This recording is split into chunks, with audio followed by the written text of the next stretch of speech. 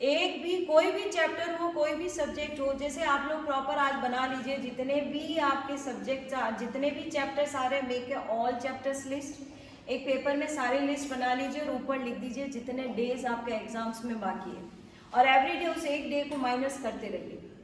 तो आपके अंदर अवेयरनेस रहेगी कि मेरे एग्जाम्स के अंदर इतने डेज बाकी है, but still I have a chapter. 30 chapters आप लिख दीजिए, but still you have a 60 days. तो 2 दिन में एक चैप्टर कवर करना बहुत बड़ी बात नहीं है। और जिस एज के अंदर आप लोगों को, इस एज के अंदर आपका माइंड बहुत शार्प होता है, बहुत स्किलफुल होता है, कि बिल्कुल होता है ना क्रिस्पी सा, कि अभी मैंने ये पढ़ा, कुछ बच्चों का इतना होता है बस देखा और याद हो गया, उसे कभी भी पूछ लो। तो आपके पास में हर चैप्टर के लिए 2 दिन है।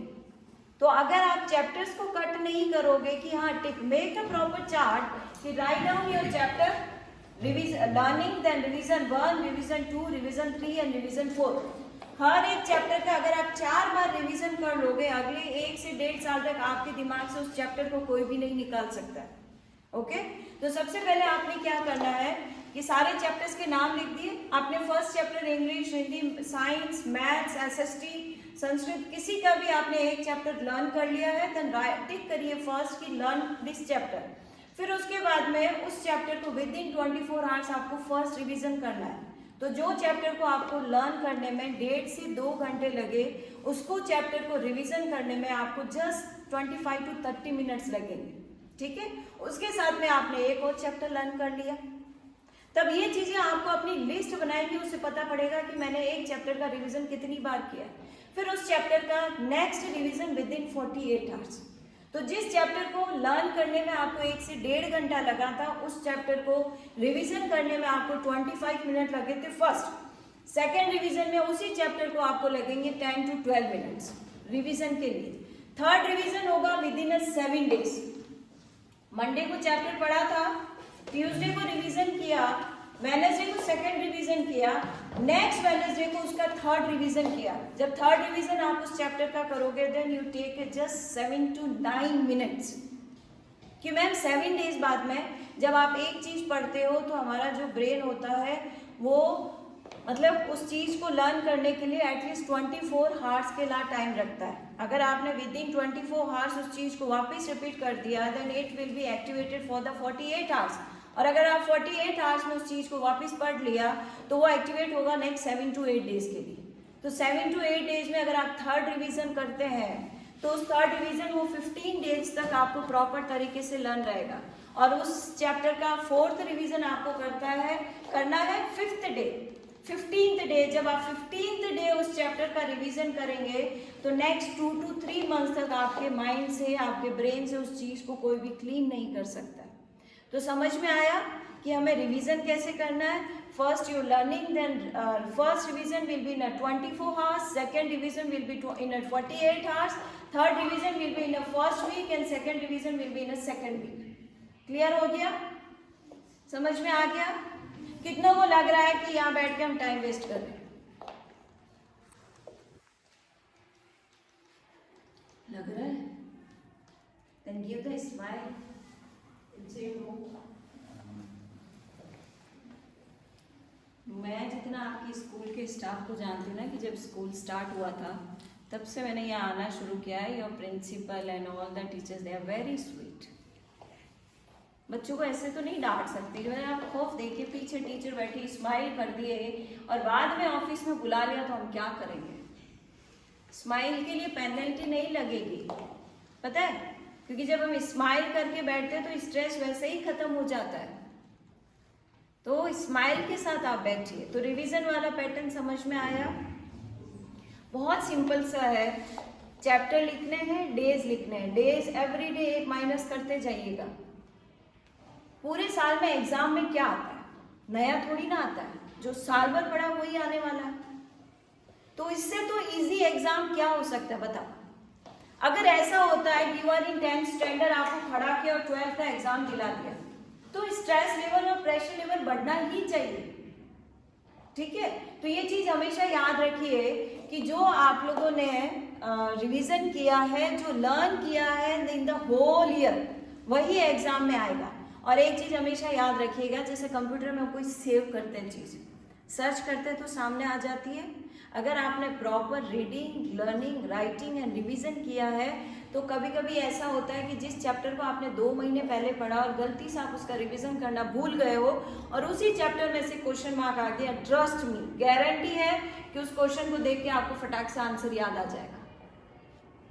हमारा जो ब्रेन है, no doubt computer is a faster than human brain, but we made that. तो हमारा ब्रेन ऑलरेडी उससे ज़्यादा शार्प है। उन सब चीज़ों में जो सबसे ज़्यादा खुद के साथ चाहिए वो क्या होता है? क्या होता है? कॉन्फिडेंस तभी आएगा जब हमारा ट्रस्ट और बिलीफ सिस्टम खुद के ऊपर होगा। अगर मुझे यहाँ पे कहा गया होता मेरा खुद के ऊपर बिलीफ सिस्टम या ट्रस्ट नहीं होता या मैंने कभी सेशन लिया नहीं होता तो मैं शायद यहाँ पे इस तरीके से पसीना पहुँच रही होती, वो समझ नहीं आता मुझे बच्चों को क्या बताना है, क्या बोलना है, ऐसा होता। पर जब आप उस प्रैक्टिस में हो तो आपको स्ट्रेस और टेंशन तो होना ही नहीं चाहिए।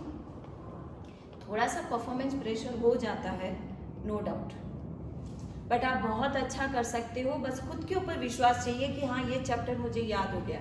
बच्चे अक्सर गलती करते हैं और मैंने देखा लास्ट मोमेंट तक वो किताब में से लेते जाएंगे। एग्जाम के 12 घंटे पहले किताबें छोड़ दो।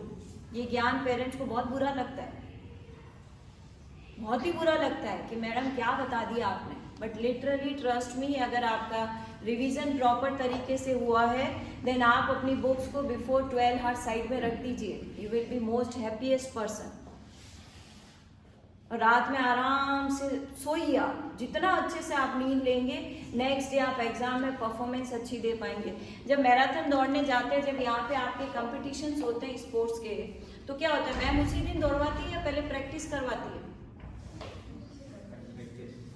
होती है प्रैक्टिस? नहीं तो होती है। जब आपके यहाँ पे डांस होते हैं, इतने अच्छे इवेंट्स होते हैं, प्रैक्टिस करते हो या ऑन द स्पॉट ही उतार देती है मैम स्टेज पे? आवाज नहीं आ रही। तो आपको भी एक्सेप्ट करना होगा द होल ईयर हम लोग स्टडीज के साथ में थे ना? फिर क्यों डरना है हमें कि जब आपने पूरे साल जो पढ़ा है वही एग्जाम में आने वाला है, फिर तो प्रॉब्लम है ही नहीं। कुछ चीजें हैं जब आप अपने प्रेशर को कम कर सकते हो। एक तो go with the quality time period with your studies.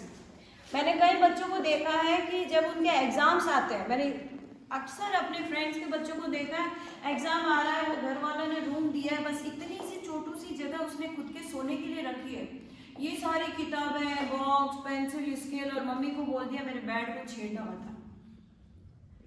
अब मम्मी पापा, हाय मेरा बच्चा कितना पढ़ रहा है, वो पढ़ नहीं गया, वो किताबों के साथ सो रहा है, मजा आ रहा है, उसको फील आ रही है, वो स्मेल ले रहा है किताबों को। और अगर आप उससे पूछोगे ना बेटा मैथ्स की बुक कहाँ, पहले वो ढूंढेगा।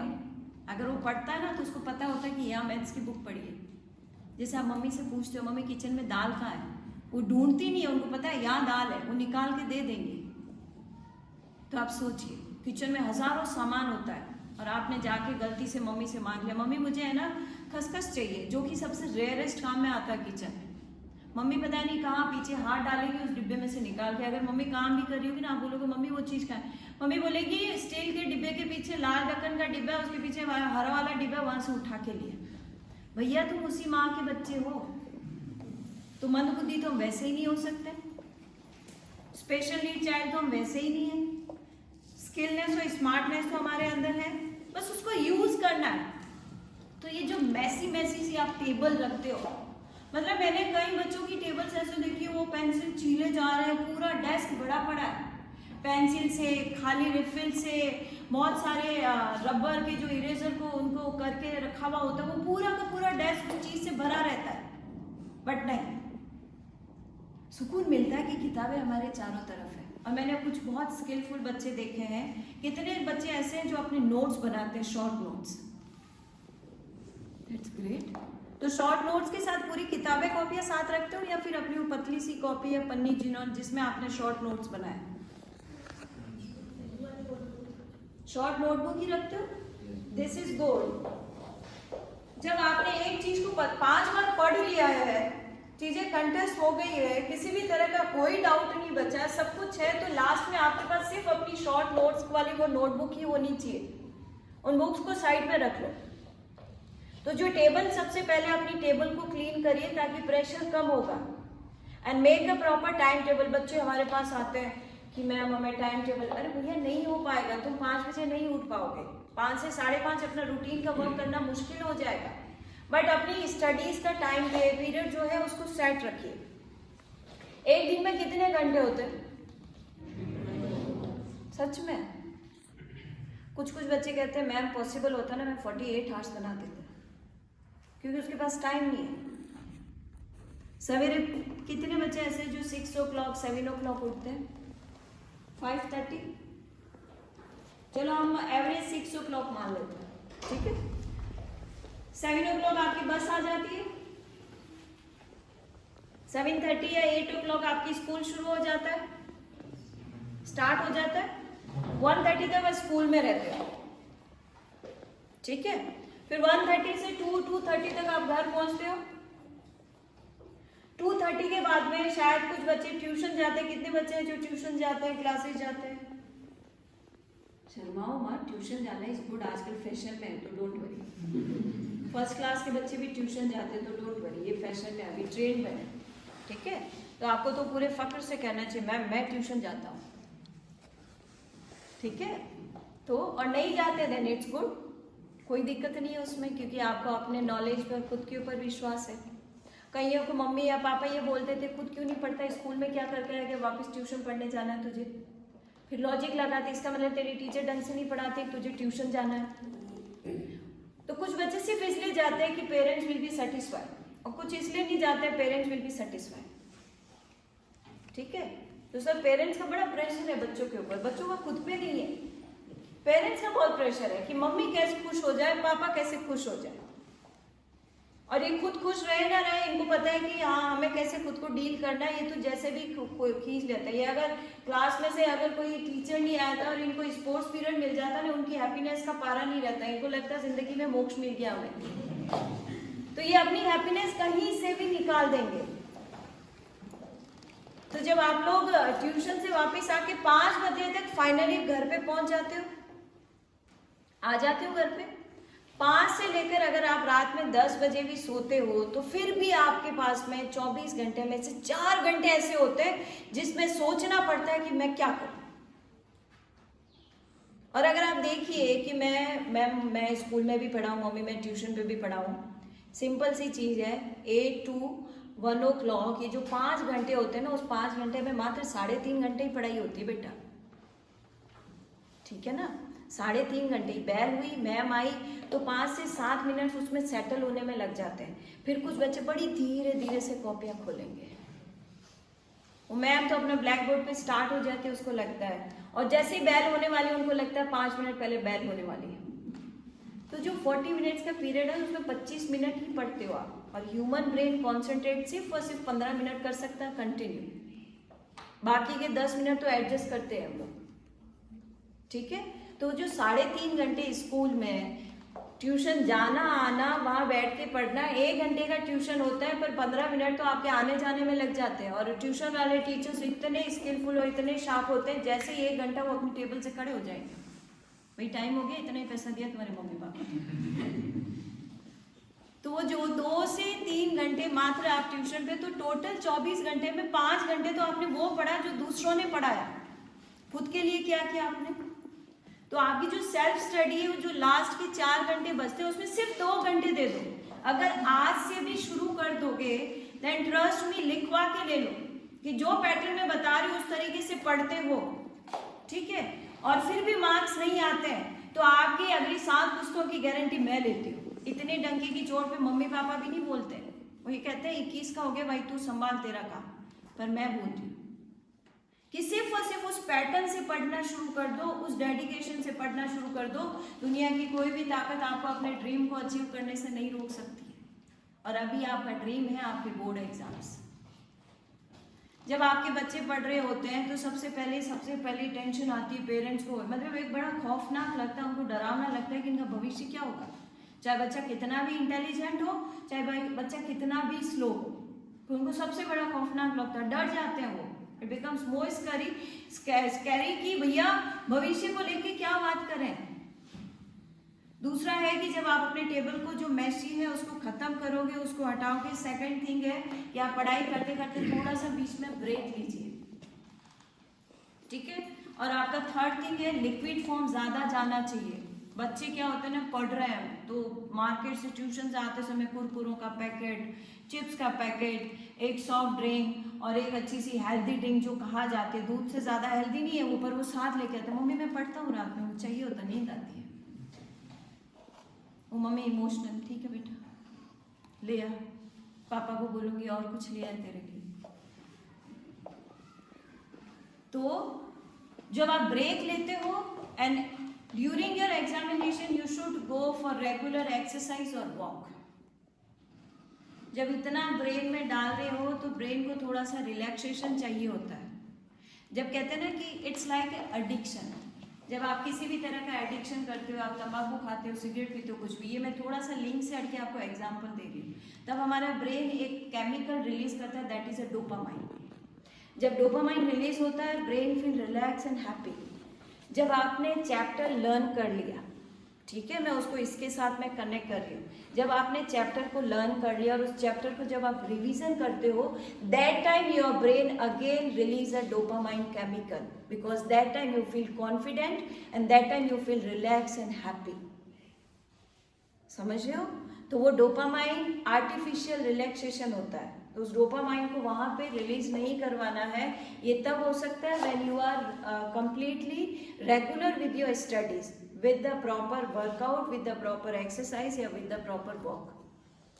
अब कल एग्जाम है और बच्चे तप रहे हैं, बैठ रहे हैं। कई बच्चे ऐसे होते हैं पूरे ड्यूरिंग एग्जामिनेशन पीरियड नहाते ही नहीं है, सीरियसली नहीं नहाते, बहुत स्ट्रेस है, मम्मी बहुत टेंशन है, नहाने का टाइम नहीं है। भाई 24 घंटे हैं, पढ़ाई तो तुम मात्र 1.5 घंटा कर रहे हो, और किताब में जैसे क्रिकेट शब्द आया सीधे वो दोस्त, वो ग्राउंड, वो सब कुछ दिखाई दे जाता है। जैसे ही क्लास आया, कनेक्टिविटी बहुत होती है हमारी थॉट्स की। कोई भी इवेंट होता है, कोई भी थॉट होता है, वही स्ट्रेस को बनाता है, और इवेंट और थॉट ही स्ट्रेस को कम करता है। तो सबसे पहले क्या करेंगे, अपनी टेबल को नीट एंड क्लीन करेंगे। जिस बिस्तर पे आप सोते हैं प्लीज उसको सोने वाला ही बनाइए, ठीक है। लेट के उसके ऊपर नहीं पढ़ना है। नींद आ रही है उठ के सो जाओ, 2 घंटे अच्छा सो के फिर उठ जाना। मैम आप क्या समझते हो, हमारी मम्मी हमें सोने देगी? सबसे पहला क्वेश्चन इंटरनली ये आता है, पर मम्मी सोने देगी कोई बात नहीं है, वो सोने देंगी, डोंट वरी, वो समझती है आपको बचपन से, क्योंकि एवरी मदर नोज कि मेरा बच्चा कैसा है। उनको पता है बचपन से जिसको मैं खाना ठूस के खिला रही हूँ, हर काम कह के करा रही हूँ, वो 10th में बोर्ड का एग्जाम खुद पढ़ के कैसे दे सकता है। वो बहुत अच्छे से जानती है हमें लगता है कि भैया मेरा बिहेवियर तो ऐसा, and every child have 2 phase, one is with the parents and teacher and second with actual phase their friends knows कि भैया एक्चुअल फेस क्या है इस बच्चे का, ये है क्या चीज, उसके दोस्त से पूछो। मम्मी पापा और बच्चे और हमारे दोस्तों के मम्मी पापा के लिए तो बहुत आदर्श बच्चे हैं, है ना। तो सबसे पहले अपनी टेबल को क्लीन करिएगा, ठीक है। उससे पहले मेक अ प्रॉपर नोट कि ये मेरे चैप्टर्स हैं और इतने मेरे पास दिन है। टाइम टेबल आप बनाए ना बनाए, चॉइस इज योर, क्योंकि जो पैटर्न ऑलरेडी सेट है उसको हम नहीं बदल सकते, ठीक है। थर्ड थिंग जो है वो है कि अपनी टेबल को क्लीन करिए। फोर्थ थिंग जो है, थोड़ा सा ब्रेक लीजिए। कि आपको ये लग रहा है कि आप 5 घंटे पढ़ लोगे, मत पढ़ो, एक शॉर्ट ब्रेक ले लो, 10 मिनट का, 15 मिनट का, थोड़ा सा घर में घूम के आ गए, मम्मी से पूछ के आ गए क्या हो रहा है, क्या बन रहा है, ठीक है। उसके बाद में go for a proper sleep. नींद आ रही है, नींद के साथ मत लड़ो, क्योंकि नींद का ब्रेन के साथ बहुत प्रॉपर और अच्छा कोऑर्डिनेशन होता है। कई बच्चे ऐसे होते हैं जिनको शुरू से ही बहुत नींद आती है, वो मम्मी कहती है मैडम नहीं उठाओ ना, 12 बजे तक नहीं उठेगी, सोने दो, कितना सोगा, एक बार सोने दो। जब खुद को फील होगा ना, रियलाइज होगा आपको। जैसे जिन बच्चों को मैंने अभी अभी उठाया, जिनको पता था उनको पता था, उन्होंने बता दिया, जिनको नहीं पता था कि स्ट्रेस लेवल आया था ना मंदिरा। तो जब ये वाला रियलाइजेशन आपके अंदर आएगा तो ऑटोमेटिकली चीज़ें आपके लिए बहुत ईजी हो जाएगी समझने में कि मुझे लाइफ में करना क्या है। ठीक है, थोड़ा सा चीज़ों को लेट गो करिए। पेरेंट्स ये चीज़ में सपोर्ट कर सकते हैं, बच्चों को थोड़ा सा ब्रेक दो, उनको थोड़ा सा वेंट आउट होने दो, उनको थोड़ा सा जो मैसी टेबल बना उसको ठीक करिए। पेरेंट्स के साथ बात करिए। आप बात नहीं करेंगे और अंदर ही अंदर घुटेंगे तो फिर तो ब्लास्ट होगा बेटा, ठीक है। तो जब भी आप एग्जाम के अंदर परफॉर्मेंस देने जाते हैं, 87% बच्चे ऐसे हैं जो उन्होंने पढ़ा होता है वो प्रॉपर परफॉर्मेंस नहीं दे पाते हैं। Those who are with the learning process, those who are with the proper regular revision, कि वो एग्जाम के समय भी नहीं पढ़े ना तो भी चलता है, उनको पता है ये सब तो मैंने साल भर पढ़ा है और आएगा इसी में से, तो वो वैसे भी इतना स्ट्रेस नहीं लेते हैं। जो 97, 99 वाले बच्चे होते हैं वो बच्चे सिर्फ और सिर्फ उसी के ऊपर फोकस होता है, अदर एक्टिविटीज वो कुछ भी नहीं करते हैं। बट अगर हम लोग कैलकुलेशन या रेशियो में जाए तो 37% बच्चे ऐसे होते हैं जो बिल्कुल रिलैक्स होकर एग्जाम देते हैं, क्योंकि उनको पता है कि हमने साल भर पढ़ा वही आएगा, ऊपर से कोई ब्रह्मांड से और दूसरा क्वेश्चन नहीं आ जाएगा कि हमें सोचना पड़े, एक दूसरे की शक्ल देखनी पड़े कि यार ये तो हमने पढ़ा ही नहीं। एसएसटी और साइंस, क्योंकि सीबीएसई जो भी पेपर बनाती है वो क्वेश्चन के चैप्टर के अंदर से पिक करती है, तो आपको वो चीज़ देखनी है। और इसमें पेरेंट्स का होता है कि मैंने जैसे इतनी देर फोकस किया बच्चों को, अभी मैं थोड़ा सा पेरेंट्स के ऊपर डालूंगी कि एक्सपेक्टेशंस हमारी इतनी हाई है और इतना हाई कंपटीशन है, टफ कंपटीशन है। मैंने देखा है 97% वाले बच्चे कुछ भी नहीं कर पा रहे, सिर्फ एक क्लर्क और अकाउंटेंट की नौकरी में बैठे हुए। हाई होता उनको ये लगा कि देखो शुरुआत हमेशा जब आप 12th में 99% लेके आए थे तब आप फर्स्ट में थे, जब आपको सर्कल और लाइन बनानी भी नहीं आती थी। जब आप किसी भी जॉब के लिए जाते हैं, कुछ भी होता है, okay before that we talk about the subject कि 10th के बाद में सब्जेक्ट क्या लें, ये सबसे बड़ा प्रेशर है। एप्टीट्यूड सुना है, व्हाट इज एप्टीट्यूड? ओके, कितने बच्चों को लगता है कि ये मेरे इंटरेस्ट का एरिया? कितने लोग 10th के बाद अपने इंटरेस्ट एरिया में जाना चाहते हैं? मेरे को इंटरेस्ट इसमें और उसमें मुझे जाना चाहिए।